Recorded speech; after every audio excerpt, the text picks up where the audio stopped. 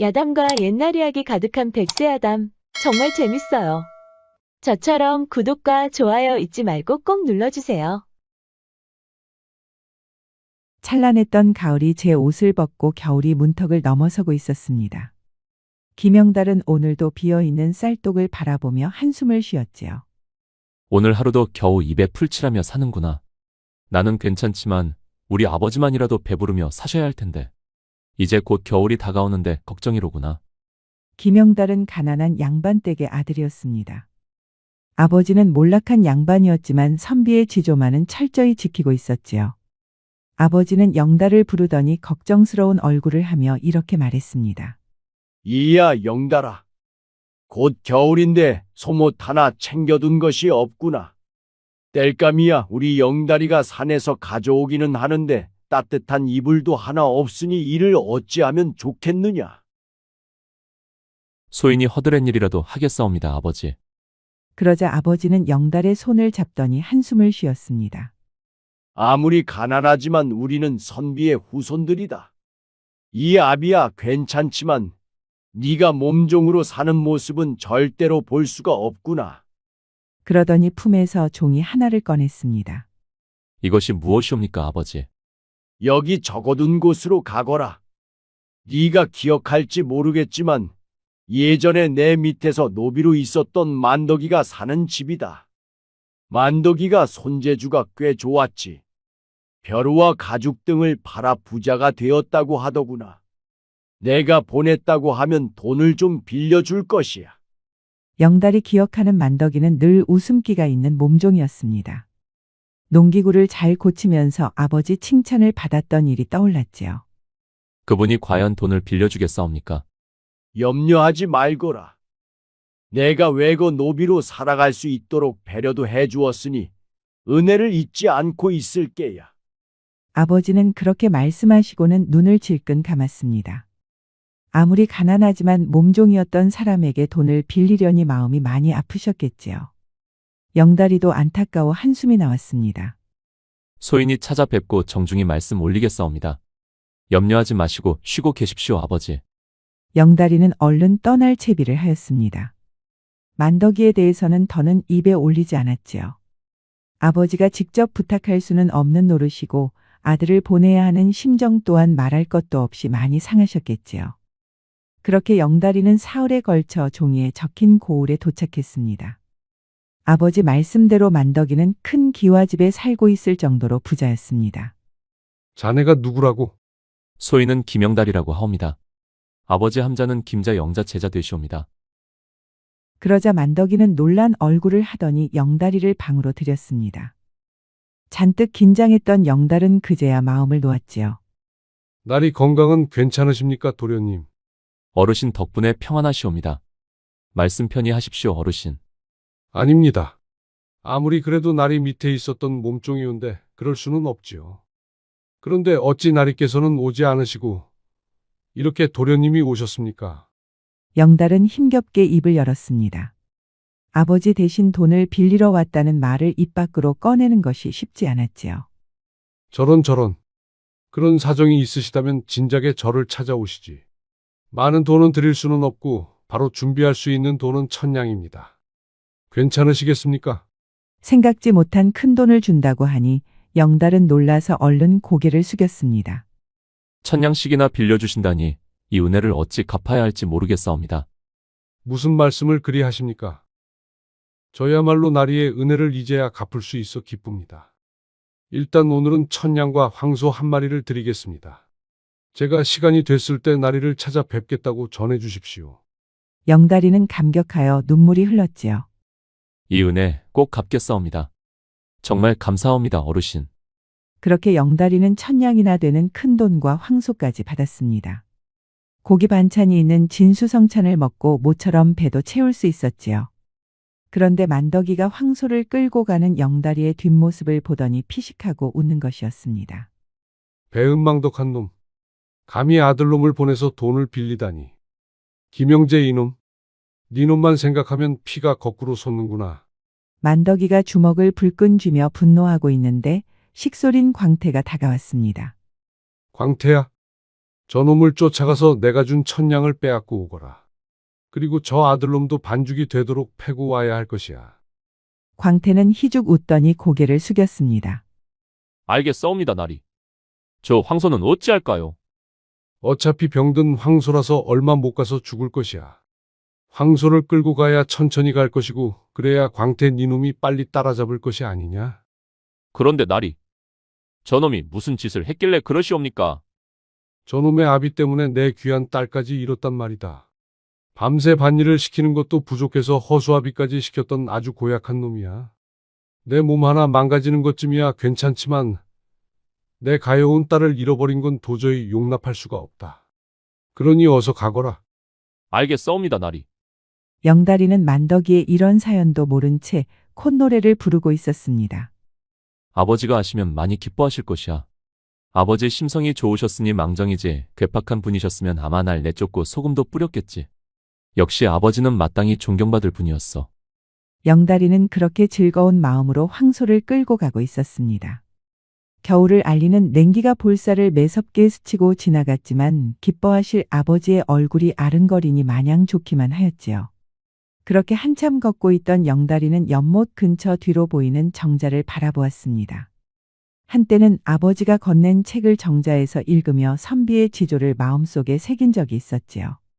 그렇게 사색에 빠지고 있는 그때 건너편 연못가에 웬 비구니 한 명이 천천히 걸어오는 것이었습니다. 영다리는 설마 했으나 어느새 비구니의 발목까지 물에 잠긴 것이었습니다. 놀랍게도 비구니가 스스로 연못가 안으로 들어가고 있는 것이었습니다. 비구니의 얼굴은 시리에 빠진 것처럼 보였고 누가 소리를 질러도 못 알아들을 정도였습니다. 스님이 대체 뭐하고 있는 게야? 설마 비구니가 스스로 목숨을 끊으려고 한 것일까? 영다리는 이대로 천냥과 황소를 가지고 집으로 돌아가면 그만이었습니다. 하지만 연못가로 들어가는 비구니가 마음에 걸렸지요. 설마 아니겠지. 스님이라면 그 누구보다 목숨을 귀하게 여겨야 하거늘. 그런 선택을 할 리가 없어. 어서 돌아가서 아버지에게 천냥과 황소를 보여드려야지. 영다리는 그대로 몸을 돌려 고향이 있는 곳으로 걸어갔습니다. 황소도 배가 고픈지 얼른 집으로 가자고 보채는 것 같았지요. 하지만 영다리는 쉽게 발이 떨어지지 않았습니다. 결국 영다리는 한숨을 푹 하고 쉬고는 다시 고개를 돌려보았습니다. 건너편에 있던 비구니가 온데간데 없는 것이었습니다. 깜짝 놀란 영다리는 얼른 비구니가 있던 곳으로 뛰어갔습니다. 건너편까지 가려면 한참 뛰어야 했습니다. 황소는 묶어놓지도 않고 그대로 방치한 채 정신없이 달린 것이었지요. 예상대로 비구니는 스스로 연못가 안으로 걸어 들어간 것이었습니다. 영다리는 물속으로 들어가 비구니를 어렵게 건졌습니다. 아이고 이를 어째. 스님, 어여 정신 차리십시오. 영다리는 얼른 스님을 업고 의원이 있는 곳으로 뛰었습니다. 의원이 진단해 보니 비구니는 충격을 받고 잠시 기절한 것이었지요. 세상에. 어찌 스님께서 스스로 생을 마감하려고 했단 말인가. 이 업보를 어찌 씻어내려고 이러시나. 영다리는 뒤늦게 황소를 데리고 근처 주막에서 하룻밤을 보냈습니다. 다음 날 아침 깨어난 비구니는 영다리에게 고개를 푹 숙였습니다. 정말 송구합니다. 부처님의 가르침을 저버리는 어리석은 짓을 했습니다. 부디 용서하소서. 아닙니다, 스님. 누구에게나 사연이 있는 법이지요. 지금이라도 법규를 잊지 마시고 수행에 임하시면 되는 일입니다.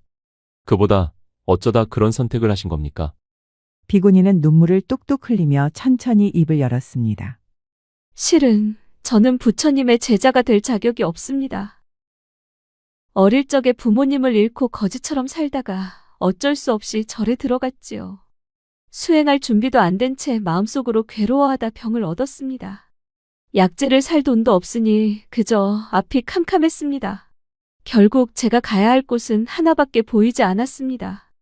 영다리는 비구니의 사정이 안타까워 한숨이 나왔습니다. 약재를 살 돈이 없어서 스스로 목숨을 버리다니. 하루 세 끼도 먹기 힘들 정도로 가난한 영다리도 측은한 마음이 들기는 마찬가지였지요. 스님, 약재를 살 돈이 없어서 목숨을 버리는 일은 정말 무모합니다. 저에게 돈이 있으니 의원님에게 진단을 더 받아보시죠. 의원이 진단하니 비구니의 몸은 많이 안 좋았습니다.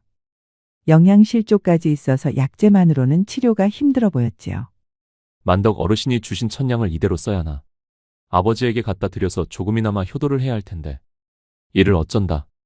고민하던 영다리는 결국 품에서 천냥을 꺼냈습니다. 아버지한테는 황소 한 마리만 받았다고 해도 좋아하실 거야. 이대로 스님을 죽게 둘 수는 없지. 아버지도 이해하실 거야. 그렇게 영다리는 비구니에게 가진 전 재산인 천냥을 건넸습니다. 이렇게 많은 돈을 어찌 저에게 주실 수 있습니까? 저는 받지 못합니다. 아무리 그래도 돈과 목숨을 바꿀 수는 없습니다, 스님. 이 돈으로 약재도 사시고 조석도 꼬박꼬박 해결하셔야 합니다.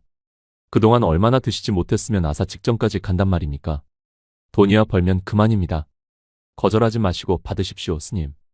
이렇게 시주께서 불상생계의 가르침을 주시니 고개를 들 수가 없습니다. 진정한 행복은 물질에서 오지 않는다고 하였지요. 시주께 큰 빚을 졌습니다. 정말 고맙습니다. 그때 밖에서 엿듣고 있던 사람이 있었으니 바로 만덕이가 보낸 광태였습니다. 천냥이나 되는 돈을 처음 보는 스님에게 몽땅 주다니. 저거 완전히 미친놈 아니야? 광태는 고심할 수밖에 없었습니다. 지금 저 천냥을 가로채면 비구니의 목숨을 빼앗는 것이나 마찬가지니까요. 아무래도 날있게 연통을 보내야겠구먼. 기별을 받은 만덕이는 눈이 휘둥그레졌습니다. 무엇이라? 그놈이 비구니 한 명 살린다고 천냥을 모두 줬단 말인가? 그렇게 고약한 놈에게서 저런 아들놈이 나왔다니. 믿을 수가 없구나. 만덕이는 한참 고민하더니 떠날 채비를 하였습니다. 도저히 믿을 수가 없구나. 김영재 그놈에게서 그런 성인군자가 태어났을 리가 없다. 내가 직접 이 두 눈으로 보고야 말겠다. 그렇게 만덕이가 집을 나서고 있을 때 영다리는 비구니를 따라 다 쓰러져가는 초가집에 도착했습니다.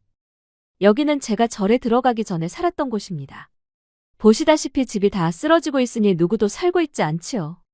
일단 여기서 숙식을 해결하시지요. 이렇게 신세를 져서 송구합니다, 스님. 별 말씀을 다 하십니다. 제가 시주께 진 빚을 갚아야 할 형편입니다. 그런데 비구니의 시선이 엉뚱하게도 황소로 향했습니다. 황소를 바라보는 비구니의 눈빛이 점점 날카로워졌지요. 왜 그러십니까, 스님? 아무래도 이 황소는 병이 든 것 같습니다. 그것이 무슨 말씀입니까? 아까부터 걷는 자세가 이상하다 했는데 소의 눈빛과 털의 윤기가 정상적이지 않습니다. 그것을 스님께서 어찌 아십니까? 아버지가 어릴 적부터 노비셨는데 소를 많이 키우셔서 병이 있는지 바로 알아채셨지요. 저는 아버지를 따라다니면서 어깨 넘어 배웠습니다. 비구니는 얼른 산으로 가더니 약초 하나를 캤습니다. 그리고 의원에게 약물 처방전까지 받아와 약재를 다리는 것이었습니다. 이대로 가다가는 죽을 것이 분명합니다. 이것은 소나 말에게 먹이면 좋은 약초지요. 황소는 염을 씹듯이 약초와 약재를 부지런히 먹는 것이었습니다. 비구니는 황소를 매만지며 활짝 웃었지요. 산에서 약초를 캐는 것이 참 오랜만입니다. 제 눈이 정확하다면 소가 죽을 일은 없을 겁니다. 비구니가 생각지 못하게 약초까지 캐내니 영다리는 어리둥절했습니다. 그렇게 영다리는 비구니의 초가집에서 하룻밤 신세를 졌지요. 다음 날 아침 깨어난 영다리는 황소의 몸짓을 보고 놀랄 수밖에 없었습니다. 눈에서 생기가 돌고 걸음걸이도 몰라보게 씩씩해졌지요. 밖으로 나온 비구니는 활짝 웃으며 황소의 머리를 매만졌습니다. 황소도 기분이 좋았는지 강아지처럼 애교를 부리는 것이었지요. 아마도 제가 캐는 약초가 효과가 좋았나 봅니다. 이렇게 하루 만에 건강해지니 말입니다. 영다리는 여전히 믿기지 않아 눈만 꿈뻑거리고 있었지요. 그런데 스님, 어찌 소에게 좋은 약초를 그리 빨리 캐신 겁니까? 그러자 비구니는 잠시 고개를 숙이더니 이렇게 말하는 것이었습니다. 아버지가 손재주가 좋으셔서 늘 따라다녔지요. 소를 많이 키우셔서 어떤 약초가 좋은지도 훤히 꿰뚫고 계셨습니다. 저는 따라다니면서 어깨 넘어 배운 것입니다. 저도 사실 반신반의하는 마음으로 약초를 캔 것인데 이렇게 소가 건강해지니 저 또한 기쁩니다. 스님이 이 소를 살리셨습니다. 정말 다행입니다. 지켜보고 있던 광태도 기가 막혀서 한동안 사색에 잠겼습니다. 누가 봐도 죽을 것 같았던 소를 살리다니. 부처님의 은혜가 아니라면 저런 일이 벌어질 수가 없소. 그날 밤 영다리는 방으로 들어오는 비구니를 보고 놀랐습니다. 이제 비구니가 아닌 아리따운 여인의 모습이었지요. 제 이름은 이혜령입니다. 제 목숨을 구하셨으니 이제 저는 나리의 여인입니다. 부디 받아주십시오. 아이고 스님. 이게 무슨 말씀입니까? 부처님의 가르침은 어쩌시고요? 저는 애초부터 부처님의 제자가 될 자격이 없었습니다. 이미 불상생계의 가르침마저 어기지 않았습니까? 이제는 평범한 여인으로 돌아가려고 합니다. 나리를 따라 어디든 가겠습니다. 영다리는 예령의 외모를 보고는 얼굴이 빨갛게 달아올랐습니다. 비구니 때와 비교할 수 없는 완전히 다른 자태의 미인이었으니까요. 예령은 조심스럽게 영다리에게 다가와 품에 안겼습니다. 그동안 입에 풀칠하느라 여인의 온기조차 잊고 살았던 영다리였지요. 예령 역시 그간 힘들었던 비구니의 삶을 모두 잊기로 하였습니다. 밖에서 지켜보던 광태는 만덕의 지시도 까마득히 잊은 채 흐뭇하게 바라보고 있었습니다. 기별을 받은 만덕이는 또 한 번 놀랄 수밖에 없었습니다. 무엇이라? 죽어가는 소를 살렸다니. 대체 이게 무슨 말이더냐? 빨리 그 영달이라는 놈이 무엇을 하는지 봐야겠다. 그렇게 영다리는 왼손으로는 예령의 손을 잡고 오른손으로는 여전히 애교를 부리는 황소의 고삐를 잡고 고향으로 돌아왔습니다. 근심이 많았던 아버지는 밖으로 나왔다가 깜짝 놀랐습니다. 만석이에게 돈을 빌리러 갔던 영달이 웬 아리따운 여인과 황소를 데리고 왔으니 말이에요. 자초지종을 들은 아버지는 크게 감탄하였습니다. 정말 잘하였구나. 역시 영달이 너는 선비의 후손이로구나. 만덕이 어르신이 주신 돈을 모두 예령에게 주었사옵니다. 정말 송구하옵니다, 아버지. 아니다, 아니야. 자고로 선비라면 당연히 그렇게 해야 하거늘. 아마도 다른 사내였다면 강물로 들어가는 스님을 그냥 무시했을 것이니라. 정말 내 아들답구나.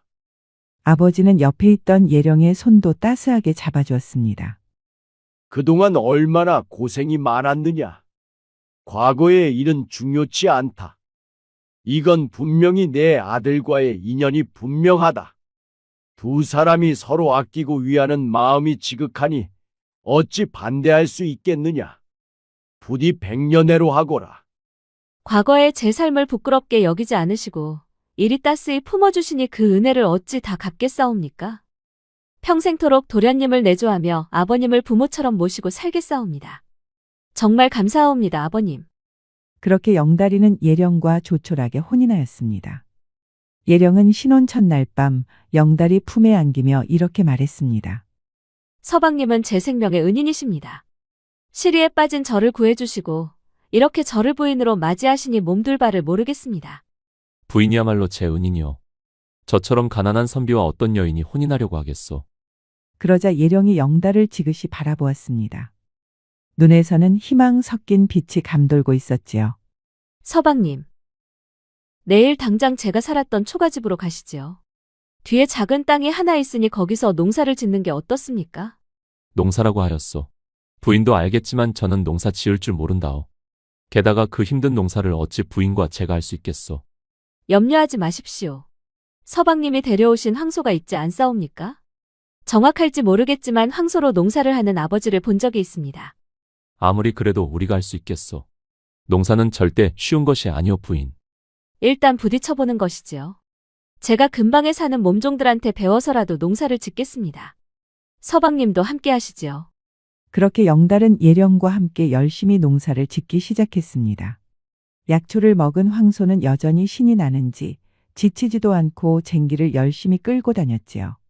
썰의질도 어찌나 씩씩하게 하는지 지켜보던 영달과 예령도 신기할 정도였지요.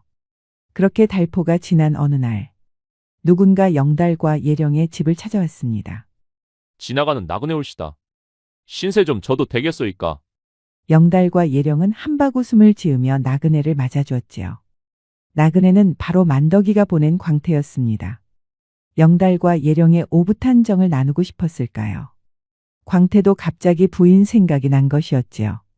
나도 한때는 부인과 열렬히 사랑했었지. 요즘 매일 바가지만 긁는데 갑자기 부인이 그리워지네. 다음 날 아침, 광태는 예령이 준 국밥을 맛있게 먹고 있었습니다. 막걸리 한 잔을 걸치고 감탄하는데 누군가 어깨를 강하게 내리치는 것이었습니다. 어느 놈이냐? 뒤를 돌아보니 만덕이가 무섭게 노려보고 있었습니다. 아이고, 나리께서 어인일로 여기까지 오셨사옵니까? 돈을 빼앗으라고 보냈더니 지금 여기서 뭐 하고 있는 게야? 저 아들놈을 반죽으로 만들라고 일렀지 않았느냐? 송구하옵니다, 나리.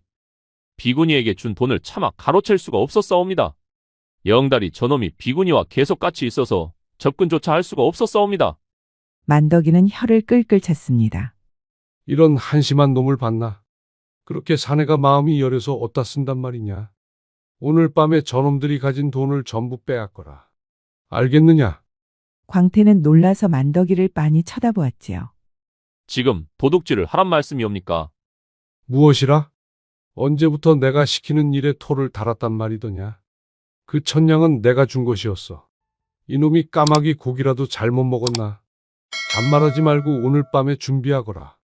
광태는 알겠다고 하면서도 내키지가 않았지요. 만덕이는 예령과 사이좋게 농사를 짓고 있는 영달을 무섭게 노려보고 있었습니다. 그리고 얼마 가지 않아 집에서 영달의 아버지 영재가 나왔습니다. 만덕이는 분노에 휩싸여 손과 다리가 부들부들 떨릴 정도였습니다. 김영재 이놈, 오늘 밤이 네 제삿날이 될 것이니라. 만덕이는 금방 주막에서 막걸리로 목을 축이고 있었습니다. 몸종으로 일하던 시절이 생각이 나면서 잊고 있었던 감정이 떠오르는 것이었지요. 술에 취한 만덕이는 비틀비틀 걷다가 영달의 집 앞까지 왔습니다. 그곳에서는 예령이가 오늘 수확한 벼와 콩을 열심히 마당으로 옮기고 있었지요. 만덕이는 열심히 하는 예령이가 기특했는지 자기도 모르게 이런 말을 하였습니다. 밤이슬을 피하려는 게요. 그러자 예령이는 만덕이가 누군지도 모르고 환하게 웃었습니다. 그렇사옵니다, 어르신. 가만히가 남은 것이 없어서 집신으로라도 덮으려고 하옵니다.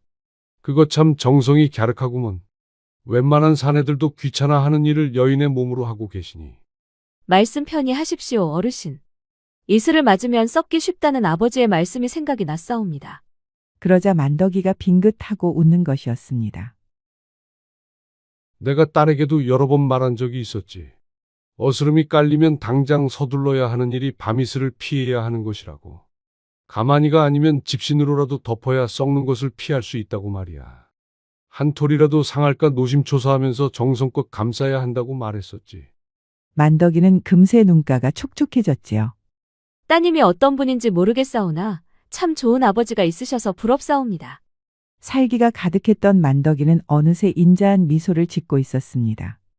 예령이는 흐르는 땀을 닦으며 수확한 벼와 콩을 계속 마당으로 옮기고 있었지요.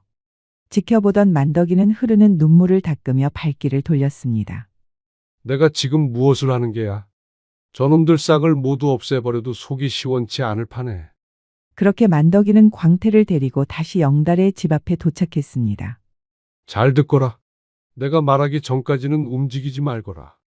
김영재 이놈이 얼마나 큰 죄를 저질렀는지 똑똑히 일러둘 것이니 이후에 저놈들이 가진 돈을 모두 빼앗거라.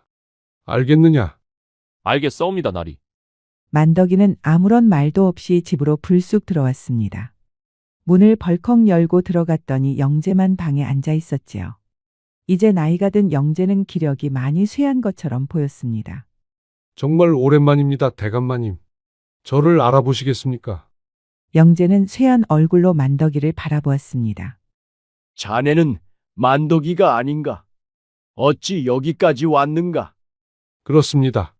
대감마님 때문에 몸도 마음도 망가진 그 만덕이가 맞습니다. 그게 무슨 말인가?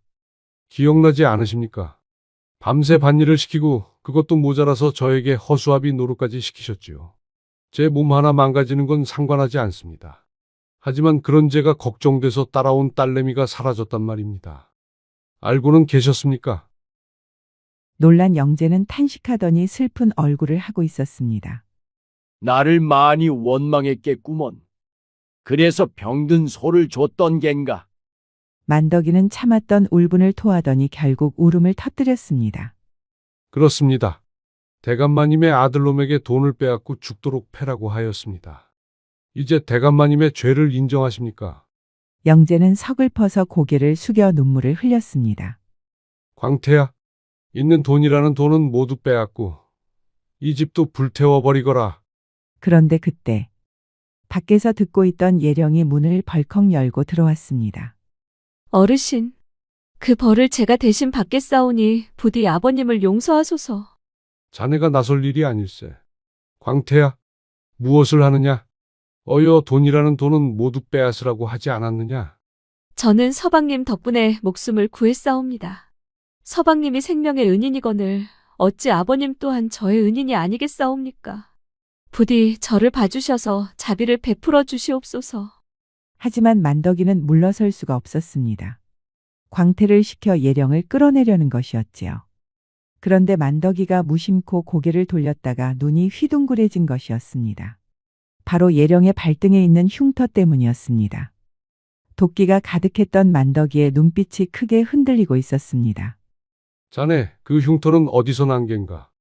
이 흉터는 예전에 아버지를 따라다녔다가 쟁기 끝에 찔린 적이 있사옵니다. 그런데 그건 왜 물으시옵니까? 그러자 만덕이는 크게 놀라며 예령이를 바라보았습니다. 온몸이 부들부들 떨리고 있었지요. 울고 있던 영재도 이상하여 고개를 들었고 옆에 있던 광태도 당황하여 눈치를 보고 있었습니다. 자네, 이름이 무엇인가? 소인의 이름은 이예령이옵니다. 만덕이는 탄식하며 펑펑 울기 시작했습니다. 광태도 놀라서 그대로 주저앉고 말았지요. 예령이는 바로 만덕이가 잃어버렸던 딸이었습니다. 영다리는 뒤늦게 방으로 달려 들어왔지요. 내 딸이 이런 곳에 있었다니. 만덕이는 얼른 예령이를 끌어안았습니다. 광태는 예전부터 만덕이의 잃어버린 딸 이야기를 알고 있었지요. 그래서 만덕이의 분노도 이해할 수 있었습니다. 그런데 영다리가 구한 비구니가 만덕이의 딸이었다니. 광태도 기가 막혀 말을 잇지 못하고 있었습니다. 한동안 울기만 하던 만덕이는 영달의 손을 잡았습니다. 정말 고맙네. 내 딸을 구해줘서 정말 고맙네. 어리둥절했던 영재와 영달. 그리고 예령이도 이제야 모든 사정을 알게 되었지요. 만덕이는 영재에게 큰 절을 올리려고 했으나 영재 역시 깍듯이 절을 올리는 것이었습니다. 대감마님을 지독하게 원망했사오나 이렇게 아드님께서 제 딸을 구해주셨으니 뭐라고 드릴 말씀이 없사옵니다. 영재는 만덕이의 손을 따스하게 잡아주었습니다. 내가 큰 죄를 지었네. 그 업보를 내 아들 녀석이 씻어주었으니 나 또한 뭐라고 할 말이 없네. 그렇게 원수를 용서하게 된 만덕이는 영다리를 흔쾌히 사위로 인정하였습니다. 만덕이는 큰 집과 땅을 주려고 하였으나 예령이 농사를 짓고 있는 땅을 포기하지 않았지요. 아버지, 비록 작은 땅이오나 서방님과 함께 열심히 일궈낸 땅이옵니다. 생명의 은인인 서방님과 일궈낸 땅이오라 저에게는 의미가 아주 큽니다. 부디 이해해 주시옵소서. 만덕이는 크게 감복하였지요. 그렇게 농사는 풍성해져서 영달과 예령이의 삶도 유복해졌습니다. 만덕이의 도움 없이도 자립한 것이었습니다. 예령이는 영다리를 닮은 두 아들을 낳았답니다. 비록 가난한 선비의 자식들이었지만 워낙 총명하여 관직에도 올랐지요. 임금 역시 그 총명함을 인정하였고 이후에 예조와 공조 판서까지 올랐습니다. 무엇으로 덕에 보답하려 하는가? 원하는 정직함으로 갚고 은혜는 은혜로 갚아야 한다. 공자는 원한에는 공정하고 올바르게 대처하고 은혜에는 마땅히 은혜로 보답해야 한다고 말했습니다. 무조건적인 용서보다는 공정함과 정의가 중요한 것이지요. 평생 원한을 갖고 살았던 만덕이와 은혜로 갚은 영다리를 보면서 공정함과 정의에 대해 새삼 돌아보게 됩니다. 영다리의 착한 심성과 예령이의 지혜를 되새기며 오늘의 이야기를 마치겠습니다.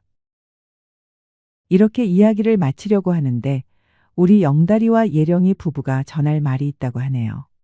우리 백세아담의 많은 사랑과 응원 부탁드리옵니다. 저 영다리처럼 행복이 가득한 하루가 되길 간절히 바라옵니다. 다음 주 월요일부터 추워진다고 하오니 감기 조심하셔요. 저 예령이처럼 모든 역경을 꿋꿋이 극복하시면 꼭 행복한 날이 올 것이옵니다. 저 예령이와 서방님의 재밌고 아름다운 이야기를 계속 보고 싶으시다면 구독과 좋아요 잊지 마시고 꼭 눌러주셔요. 앞으로 우리 백세아담의 많은 사랑과 응원 부탁드리옵니다. 애정어린 댓글도 많이 부탁드리옵니다. 건강 조심하시고 만수무강하소서. 지금까지 백세야담을 시청해 주셔서 감사합니다. 구독과 좋아요도 잊지 마시고 꼭 눌러주세요.